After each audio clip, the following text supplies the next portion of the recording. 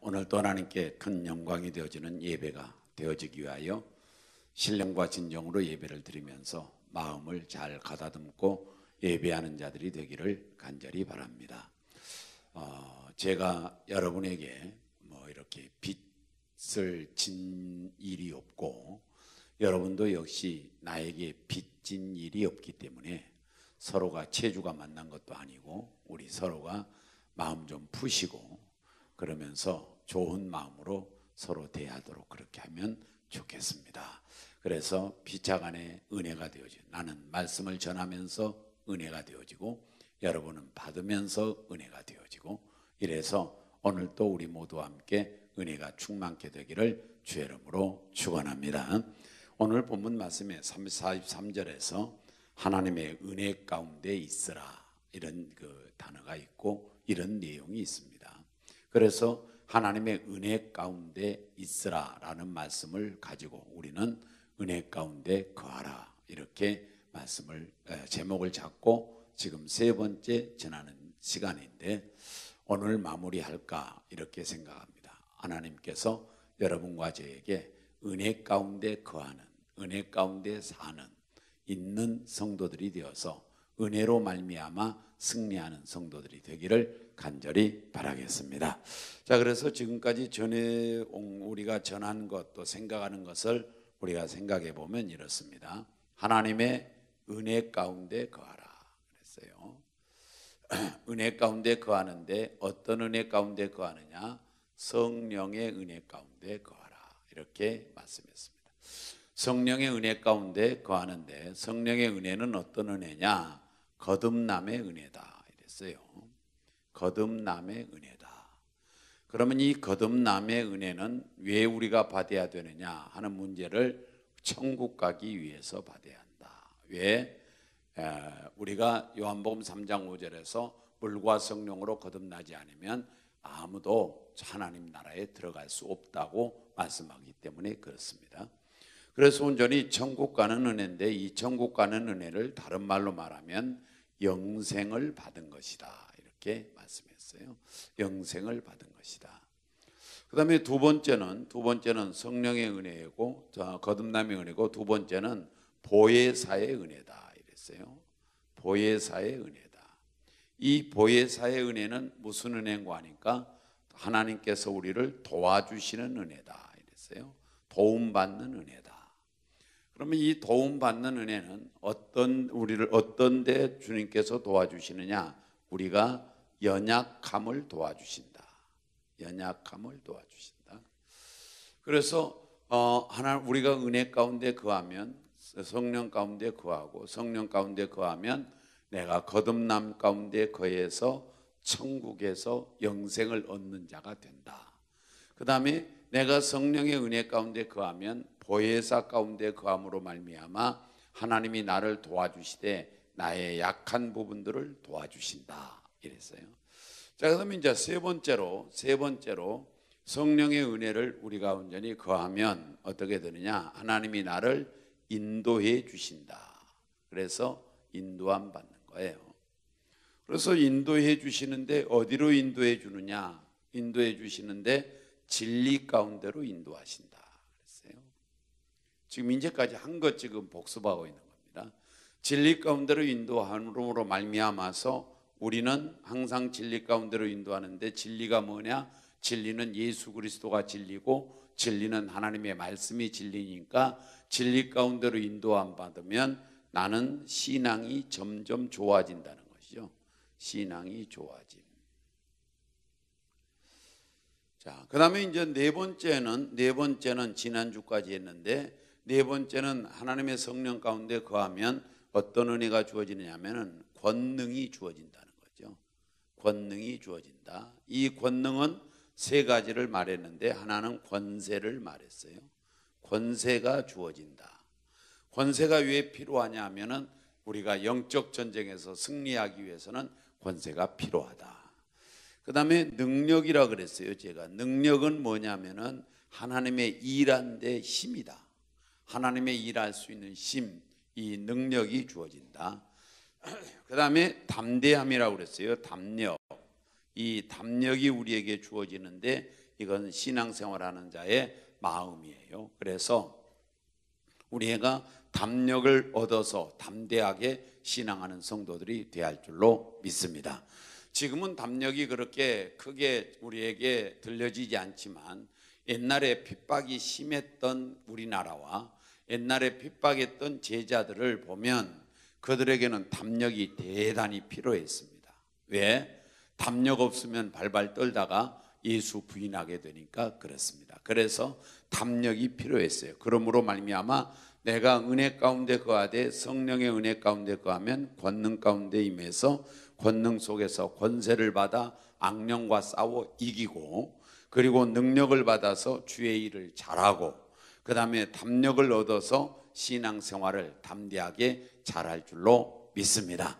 그러면 다른 말로 말씀을 조금 하면 은혜 가운데 거하라는 말은 성령 가운데 거하라는 말인데, 은혜 가운데 거한다는 말은 거듭남 가운데 거한다는 말이니 거듭남 가운데 거해서 천국 가는 우리가 되라는 말이고, 그 다음에 은혜 가운데 거하는데 보혜사 가운데 거하면 우리는 도움을 받게 되어서 연약함이 강함되어지고, 그 다음에 은혜 가운데 거하면 인도함을 받음으로 말미암아 인도함 가운데, 성령이 인도함 가운데 거하니 우리는 진리 가운데로 가까워져 예수께로 가까워지면서 신앙이 좋아지게 된 줄로 믿습니다. 그 다음에 은혜 가운데 거하면 권능 가운데 거하는 것이니 권능 가운데 거하면 권세와 능력과 담력을 얻어서 싸움에서도 이기고 일도 잘하고 신앙도 담대하게 잘하는 이런 성도가 된 줄로 믿습니다. 자, 그 다음에 이제 오늘 본문 말씀에서 이제 또 하나 더 해야 될 건, 오늘 할 일은 뭐냐면 다섯 번째로 받는 성령께서 내가 거하면 성령의 은혜가 뭐냐면은 변화받는 은혜입니다. 변화받는 은혜. 변화를 받는 은혜예요. 변화가 오는데 성경은 우리가 변화되기를 원합니다. 그래서 로마서 12장 2절에 이렇게 말씀을 했어요. 우리 함께 봉독해 볼까요? 시작. 너희는 이 세대를 본받지 말고 오직 마음을 못하게 함으로, 새롭게 함으로 뭘 받아?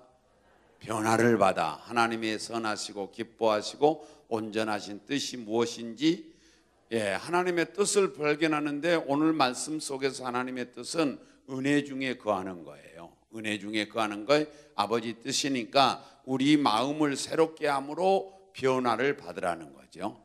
그러면 변화를 받는데 이 변화가 어떤 변화를 오느냐면, 내가 성령의 은혜 가운데 거하면 내가 변화를 받게 되는데 어떻게 변화가 받느냐면은 가치관이 변화가 됩니다. 가치관이 변화가 돼요. 이 가치관이 변화가 되는데 쉽게 말하면 가치관은 내가 무엇을 가장 중요하게 여기는가, 이제 이 문제인데, 여러분과 제가 이 가치관, 내가 무엇을 가장 중요하게 여기느냐, 이것이 중요한 이유는 뭐냐면 이 가치관에 의해서 삶의 방향이 설정된다는 것이요. 삶의 방향이 설정돼 버린 거예요. 그래서 예를 들면 무슨 말이냐면은, 예를 들어서 내가 온전히 뭐니 해도 돈이 최고다 이렇게 생각하는 사람은 돈 쪽으로 내 삶이 방향을 튼다는 거예요. 뭐니 해도 내가 온전히 건강이 최고다 그러면 건강 쪽으로 내 삶의 방향이 틀어진다는 거죠. 그래서 내가 그래도 뭐니 해도 마음 평안하고 행복한 것이 최고다 그러면 마음 평안하고 행복한 쪽으로 내 삶의 방향이 틀어진다는 거예요. 설정된다는 거예요. 그래서 이 가치관이 중요하다는 것이죠. 그러면 여러분과 제가 온전히 이 가치관이 중요해서 삶의 방향이 설정되니까 중요하다고 인정한다면 우리는 어떤 가치관을 가져야 할까? 이렇게 본다고 할 때에 성경에서 예를 좀 들면 이렇습니다. 가치관에 예수님께서 한번 우리가 어떤 가치관을 가지셨는가 하고 한번 봤더니, 예수님은 요한복음 6장 63절에 이렇게 가치관을 가졌습니다. 봉독해 볼까요? 시작. 살리는 것은 영이니 육은 무의가 아니라 내가 너에게 이른 말은 영이요 생명이니라. 예수님은 어디에다 가치관을 뒀느냐면 영에다가 가치관을 뒀어요. 이거 영혼에다가 가치관을 두는 겁니다. 그러니까 예수님께서 살리는 것은 영이니 육은 무의가 아니라 이 육신은 무의가 나는 거예요. 그래서 저와 여러분이 이 무익한 삶을 사는 사람들은 육신대로 살고, 유익하지 아니하고 가치 있게 사는 사람들은 영을 위해 산다는 것이죠.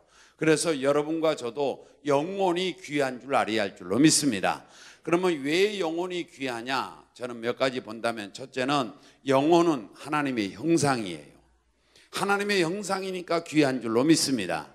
그 다음에 영혼은 두 번째로 영원한 줄로 믿습니다. 그러니까 영혼은 불사예요. 불사.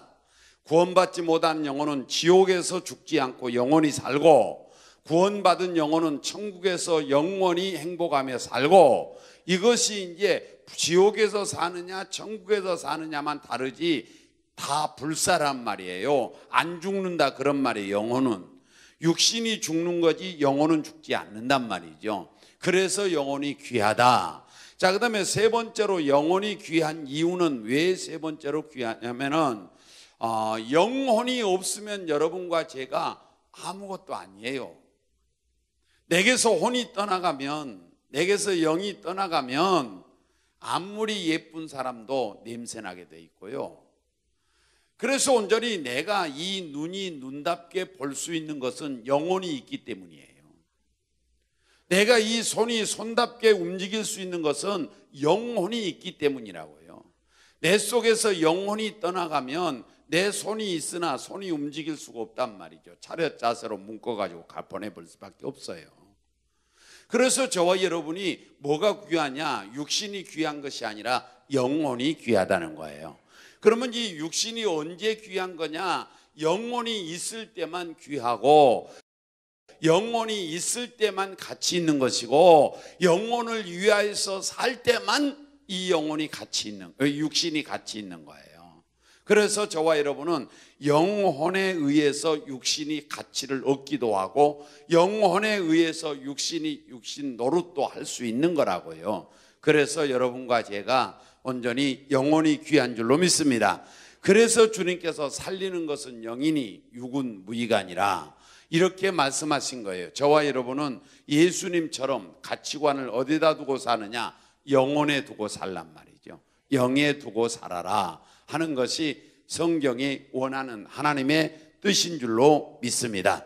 자, 그 다음에 두 번째로 우리 구약에서 본다고 한다면 다윗이라고 하는 사람을 찾아볼 수 있는데, 다윗은 어디에다 가치관을 뒀느냐 하면 다 같이 시편 16편 2절에 이렇게 말씀했어요. 봉독합니다. 시작.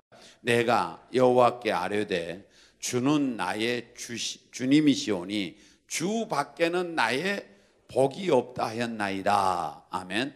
그러면 여기서 다윗은 뭐가 가장 귀중하냐? 주님이 가장 귀중하다는 거예요. 그러니까 주님보다 더 큰 복은 없다는 것이죠. 돈도 주님보다 더 큰 복은 아니라는 거예요. 대통령이 되어서 왕이 되었는데 그 권세도 주님보다는 더 큰 복이 아니더라는 거죠. 그래서 내 일생에 주님이 가장 큰 복이다는 말이에요. 그래서 이 다윗이라고 하는 왕은 가치관을 어디다 두고 살았느냐? 오직 주님이라는 것이죠. 주는 나의 주님이시오니 주 밖에는 내게 복이 없다 하였나이다. 그래서 여러분과 저도 주님 귀한 줄 알고 살아야 할 줄로 믿습니다. 주님이 얼마나 귀하냐면 보세요. 내가 주님 안으로 들어가면 나는 의인이에요. 주님 밖으로 나오면 나는 죄인이에요. 나는 주님 안으로 들어가면 영생을 얻은 자예요. 주님 밖으로 나오면 죽을 자예요. 주님 안으로 들어가면 천국이에요. 주님 밖으로 나가면 지옥이에요. 주님에 의해서 내 인생이 확 달라진단 말이죠. 주님에 의해서 지옥이냐 천국이냐, 생명이냐 죽음이냐, 평안이냐 고통이냐, 주님에 의해서 의인이냐 죄인이냐, 주님에 의해서 모든 것이 결정되어지는 거예요. 여러분, 성경을 자세히 읽어보면 창조도 주님이 하셨고, 구원도 주님이 하셨고, 응답도 주의 이름으로 되는 것이고, 승리도 주님으로 오는 것이고, 성공도 주님으로 오는 것이고, 참된 평안도 주님으로 되어지는 것이고, 여러분, 주님으로 인하여 천국 가게 된 줄로 믿습니다. 나로 말미암지 않고는 아버지께로 올 자가 없다는 것이죠. 그래서 주님이 정말로 귀하신 거예요. 여러분과 제가 그 귀하신 주님을 나의 주님으로 모실 수 있는 기회를 주신 주님께 감사하기를 주의 이름으로 축원합니다. 그 주님, 여러분이 생각한 만큼 그렇게 하찮은 분이 아니고 정말로 귀한 분이라는 거예요. 거룩하신 분이라는 거예요. 위대하신 분이라는 거예요. 그분은 정말로 우리가 우리 입에서 오르락내리락 할 뿐이 아니고 정말 거룩하시고 위대하신 분이라는 겁니다. 그래서 다윗은 그걸 깨닫고 주는 나의 주님이시오니 주 밖에는 내게 복이 없다 하였나이다. 나는 사랑하는 성도들이 적어도 이런 고백을 할 수 있는 성도들로 성장했으면 좋겠습니다. 여러분의 신앙이 그렇게 성장해서 뭐니 해도 주님밖에 없어. 내 인생을 책임질 분도 주님밖에 없어요. 나를 사랑하시는 이도 주님밖에 없어요. 내 미래를 보장하실 분도 주님밖에 없어요. 내 문제를 옳고서 울으실 분도 주님밖에 없고요. 정말로 내 인생을 맡길 수 있는 신실한 분도 주님밖에 없어요. 주님밖에 없다는 거죠. 그래서 여러분 주님 귀한 줄 알고 살기를 주의 이름으로 축원합니다. 자, 그다음에 신약에 들어와서 하나 더 본다면 바울이라고 하는 사람을 우리는 볼 수밖에 없어요. 바울이라고 하는 사람의 가치관은 뭐냐면 다 같이 한번 찾아볼까요? 빌립보 1장 20절에서 21절이에요. 다 같이 봉독합니다. 시작. 나의 간절한 기대와 소망을 따라 아무 일에든지 부끄러워하지 아니하고 지금도 전과 같이 온전히 담대하여 살든지 죽든지 내 몸에서 그리스도가 존귀하게 되게 하려 하나니. 그러니까 내가 살든지 죽든지 내가 살아도 죽어도 주가 내게서 존귀하게 된다면, 그리스도가 존귀하게 된다면 그는 바로 그걸로 족하겠다는 거예요. 그래서 뭐라고 말하냐 21절에 시작. 이는 내게 사는 것이 그리스도니 죽는 것도, 여러분과 제가 믿는 예수와 바울이 믿는 예수는 똑같은 예수인데 저와 여러분이 믿는 신앙과 바울이 믿는 신앙하고는 참 격차가 있지 않습니까? 바울은 말하기를 내가 죽는 것도 그리스도가 존귀하게 된다면 나는 유익한 사람이다. 내가 죽는 것도 유익하게 생각하겠다는 거예요. 그리스도만 존귀하게 된다면. 그럴 정도로 그 바울 사도는 오직 예수였어요. 오직 예수. 다 같이 오직 예수. 다 같이 오직 예수. 아멘. 오직 예수가 돼야 되는 거예요. 저는 그래서 목회 이렇게 지금 33년 했지만 목회하면서 평생 표어는 오직 예수다. 매년 표어가 달라지지만 평생토록 내가 외칠 표어는 오직 예수다. 왜? 내 인생을 확 바꿔놨거든요. 내 인생을 바꿔놨어요. 바꿔놓되 온전히 못되게 바꾸는 것이 아니라 잘되게 바꿔놨거든요. 내 인생의 앞날에도 보장을 주님이 하셨단 말이죠. 과거도 용서하시고 오늘도 함께 하시고 그리고 미래에도 보장하시는 우리 주님. 그러기에 나는 오직 예수란 말이죠. 여러분, 예수밖에 없는 줄로 믿습니다. 예수, 예수, 귀한 예수. 아침에도 예수요, 한낮에도 예수요, 저녁 때도 예수요. 우리는 온전히 클 때에 예수 믿을 때에 그런 예수를 외침 받았지 않습니까? 아침에도 예수, 한낮에도 예수, 저녁에도 예수.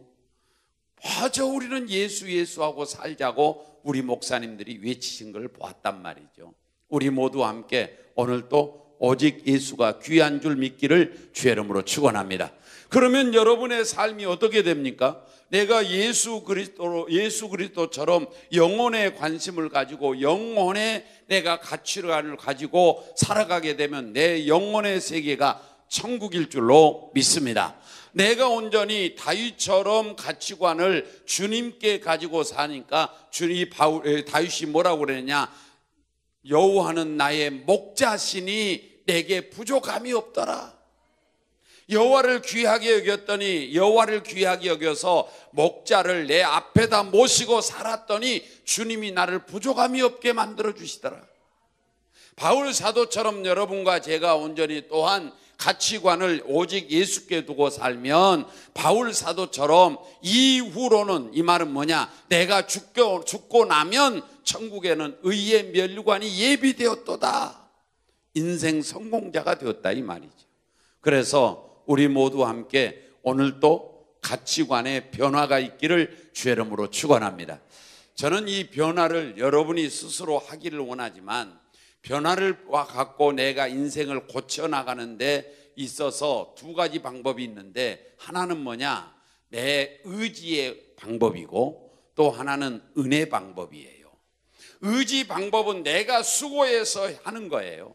내가 힘들어서 수고해서 온전히 내가 행할 것 행하고 행하지 말아야 할 것 안 하고 이러면서 수련을 해 나가는 것이에요. 이 방법이 하나 있어요. 그런데 이 방법은 대단히 힘든 방법이에요.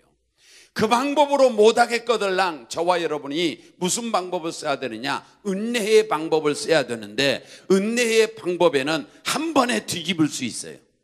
한 번에 뒤집을 수 있다니까. 주먹의 세계에 사는 사람이, 주먹을질을 하고 사는 사람이 은혜의 방법으로 바꾸어지면, 변화가 되면 하루아침에 변화가 된다니까. 하루아침에. 그래서 저와 여러분이 하나님 앞에서 변화가 내가 힘들다, 내가 가치관이 변화를 해야 되는데 내 가치관을 변화시키기가 힘들다, 그러면 은혜 가운데 거하기를 주의 이름으로 축원합니다. 성령 가운데 거하기를 원합니다. 그러면 성령이 여러분을 변화시킬 줄로 믿습니다. 가치관을 변화시킬 줄로 믿습니다. 그래서 은혜 방법이 우리에게는 대단히 좋은 방법 중에 하나인데, 오늘도 성령의 은혜 가운데 거하기를 주의 이름으로 축원합니다. 자, 그 다음에 두 번째로, 이제 여가 첫 번째라고 한다면 두 번째로 온전히 이제 변화를 받는데, 뭐를 변화 받느냐면 이사야 32장 15절일 거예요. 이사야 32장 15절 시작. 마침내 위에서부터 영을 우리에게 부어주시리니, 이 영이 성령이에요. 성령의 은혜 가운데 거하라고 그랬죠. 그러니까 성령을 위로부터 부어주시리니, 우리에게 내려주시리니 그랬어요. 자, 성령을 부어주었습니다. 부어주니까 어떻게 됐어요? 광야가, 시작. 광야가 아름다운 밭이 되며 아름다운 밭을 숲으로 여기게 되리라. 광야가 아름다운 밭으로 변화된다는 거예요. 성령을 부어주시리니, 성령이 여러분 가운데 부음받게 되면 내가 광야 같던 사람이 아름다운 밭으로 변화가 된다는 거예요. 그래서 여기서 아름다운 밭으로 변화가 되는 거예요. 아름다운 밭이에요. 자, 아름다운 밭으로 변화가 되는데, 이 밭이 뭐냐면은, 이 밭이 성경에는 뭐라고 말하느냐 한번 볼까요? 다 같이 누가복음 8장 12절이에요.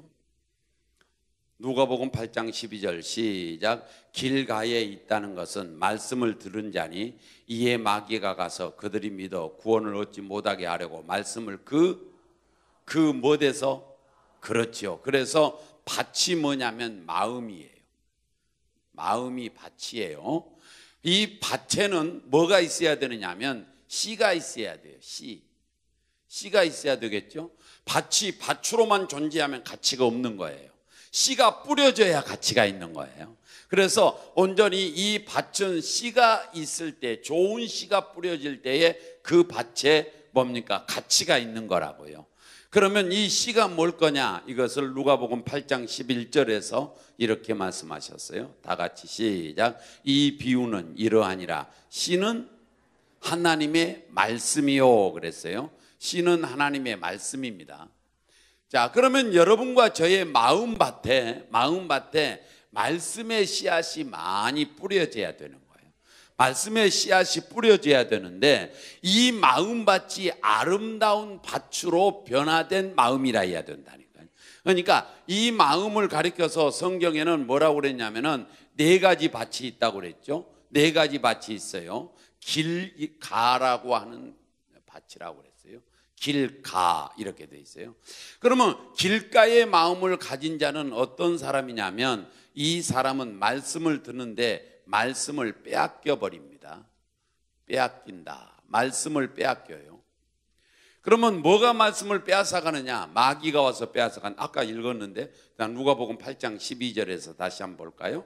다 같이 시작. 길가에 있다는 것은 말씀을 들은 자니 이에 마귀가 가서 그들이 믿어 구원을 얻지 못하게 하려고 말씀을 그 마음에서 빼앗는 것이요 그랬죠. 그러니까 빼앗겨요. 뭐에게? 마귀에게. 그러면 말씀을 마귀에게 빼앗기니까 이제 못하기 위해서 빼앗아가느냐 하면은 구원받지 못하도록 빼앗아간다 그랬어요. 거기에 누가복음 8장 12절에 그랬죠. 동의하면 아멘.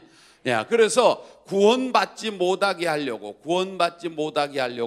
말씀을 마음에서 뺏어가 버린다는 거예요. 뺏어가 버린다. 그러면 어떨 때 뺏어가느냐? 어떨 때 뺏어가느냐면 마태복음 13장 19절이에요. 마태복음 13장 9절 시작. 아무나 천국 말씀을 듣고 깨닫지 못할 때는 악한 자가 와서 그 마음에 뿌려진 것을 빼앗나니 이는 곧 길가에 뿌려진 자요 그랬어요. 그러니까 깨달지 못할 때 그랬어요. 깨닫지 못할 때 그때 뺏어간다는 것이죠. 그러면 여기서 깨닫지 못한다는 말은 무슨 말이냐면은 받아들이지 않을 때 그런 뜻이에요. 받아들이지 않을 때, 그러면 여러분이 온전히 하나님의 말씀을 들을 때 그 말씀을 받아들이면 길가가 아니고 받아들이지 아니하면 길가가 되는 거예요.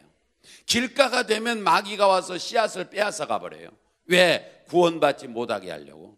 그러면 마음의 밭이 길가와 같다는 거예요.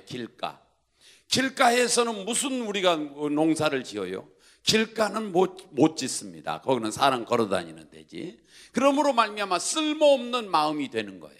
쓸모없는 밭이 되는 거예요. 그런데 은혜 가운데 거하여 성령이 나를 변화시키시면 아름다운 밭으로 변하는 거예요. 성경으로 말하면 광야 같은 밭에서 이제는 아름다운 밭으로 변화가 되는 거예요. 광야 같은 마음에서 이제는 아름다운 옥토로 변화가 되는 거라 그런 말이죠. 그래서 여러분과 저는 길가가 되지 말아야 할 줄로 믿습니다. 그러려면 뭐예요? 깨닫지 못한 자가 되지 마시고 받아들이라는 거예요. 아멘하고 영접하라는 거예요. 그럴 때 은혜가 되는 거예요. 두 번째는 어떤 밭이 있냐면 돌밭이 있어요. 돌짝밭이라고 쓸게요. 돌짝밭. 이 돌짝밭이 있는데 이 돌짝밭은 어떻게 되느냐면 넘어지는 자가 되죠. 넘어진다. 왜 넘어지느냐? 한번 볼까요? 다 같이 돌짝밭이 왜 넘어지느냐면 마태복음 13장 20절에서 21절이에요. 다 같이 봉독합니다. 시작. 돌밭에 뿌려졌다는 것은 말씀을 듣고 즉시 기쁨으로 받되 21절 그 속에 뿌리가 없어 잠시 견디다가 그 말씀으로 말미암아 환난이나 박해가 일어날 때는 곧 넘어져 버려요. 뭐 때문에 넘어지느냐면 환난 때문에 넘어지는 거예요. 왜 환난 때문에 넘어지느냐면 뿌리가 박히지 않아서, 뿌리가 없어서. 그러니까 여러분과 제가 돌짝밭에다 뿌리 내리는 씨앗은 없지요. 돌짝이 없어야 하게 되는 건데 이 돌짝이 뭐냐면은 환난, 말씀 때문에 환난이 오고 예수 때문에 환난이 오면 금방 넘어져 가지고 예수 안 믿는다는 거예요. 교회 안 나온다는 거예요. 왜? 뿌리가 없으니까. 여러분과 저는 뿌리를 깊이 박아야 할 줄로 믿습니다. 그래서 골로새서 2장 6절에서 7절까지 보면 그 안에 뿌리를 깊이 박아 이렇게 나왔어요. 예수 안에 뿌리를 깊이 박으라는 거예요. 그래야가 된다는 거죠. 그러면 환난이 와도 넘어지지 않는다는 것이죠. 할렐루야. 자, 그 다음에 세 번째는 무슨 밭이 있냐면 가시밭이 있어요. 가시밭.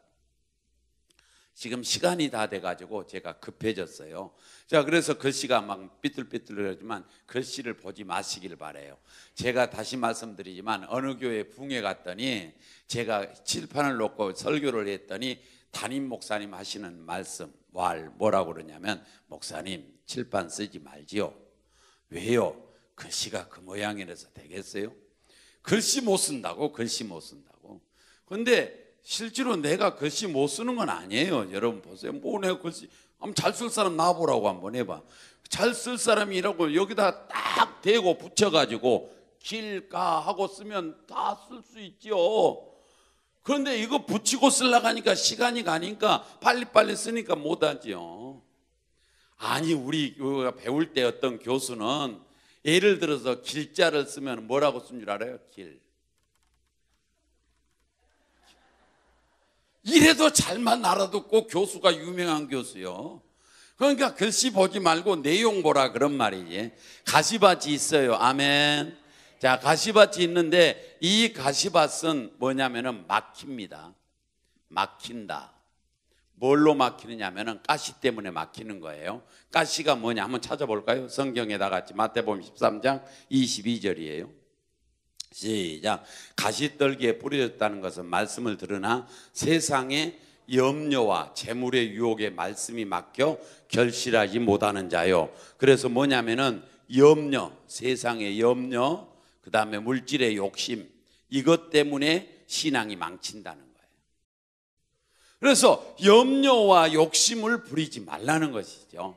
그래서 있는 바를 족한 줄로 알라 하고 디모데전서에서 6장 8절에서 10절까지는 있는 바를 족한 줄로 알라는 거죠. 만족하며 살라는 거예요. 시간 없으니까 네 번째로 뭐냐면은 아름다운 밭이 있어요. 옥토가 있습니다. 이 아름다운 밭이 있단 말이죠. 옥토는 열매를 맺습니다. 열매를 100배, 30배, 60배를 맺는 줄로 믿습니다.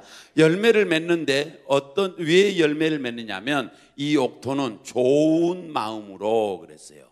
좋은 마음으로 오래도록 인내한다. 성경 찾아봐요. 다 같이 누가복음 8장 15절이에요.